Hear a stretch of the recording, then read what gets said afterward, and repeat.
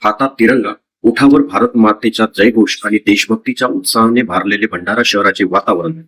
हर घर तिरंगा अभियानाच्या पार्श्वभूमीवर शहरातून भव्य तिरंगा रॅली काढण्यात आली. या रॅलीमध्ये शहरातील विविध शाळांचे विद्यार्थी मोठ्या संख्येने सहभागी झाले.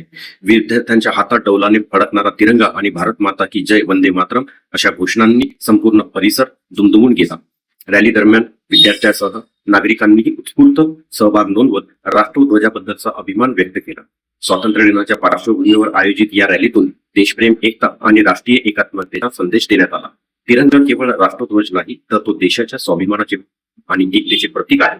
हाच संदेश देत भंडारा शहरातील तिरंगा रॅली उत्साहात पार पडली. आज नगरपालिका भंडारातर्फे भव्य तिरंगा रॅलीचे आयोजन करण्यात आले आहे.